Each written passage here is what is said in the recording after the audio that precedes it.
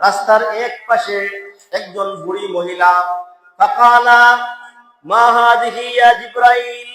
আমি জিবরাইলকে বললাম, হে জিবরাইল, এই যে দেখতেছি রাস্তার পাশে একজন বুড়ি মহিলা, সে কে? জিবরাইল আমাকে বললেন, হে মুহাম্মদ সাল্লাল্লাহু আলাইহি ওয়াসাল্লাম, সিরিয়া মুহাম্মদ, আপনি সামনে চলুন, আপনি সামনে চলুন। সামনে চলার পর রাস্তার অপর পাশে আমি আরেকজন বুড়া মানুষকে দেখতে পাইলাম। আমি জিবরাইলকে জিজ্ঞাসা করলাম, জিবরাইল, উনি কে? জিবরাইল বললেন, ইয়া মুহাম্মদ, সির ইয়া মুহাম্মদ, আপনি চলতে থাকুন, এদিকে আপনি বুক কেফ করিয়েন না, আপনি চলেন।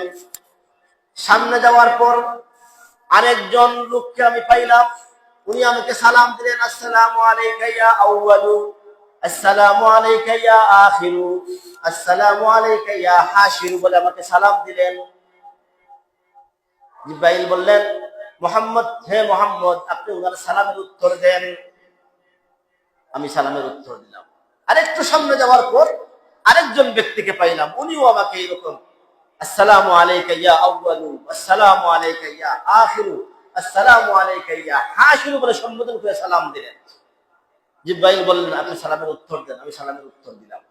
3 নম্বরে আরেকজন ব্যক্তিকে এরকম পাইলাম, উনিও আমাকে এরকম সম্বোধন করে সালাম দিলেন। আমি সালামের উত্তর দিলাম।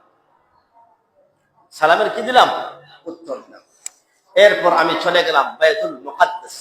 সেখানে গিয়ে আম্বিয়ায়ে কেরামরা বাইতুল মুকাদ্দাসের যে আংটার মধ্যে ওনাদের বাহনকে বাঁধতেন, আমিও আমার ওই বুরাক নামীয় বাহনকে ওই আংটির মধ্যে বাঁধলাম।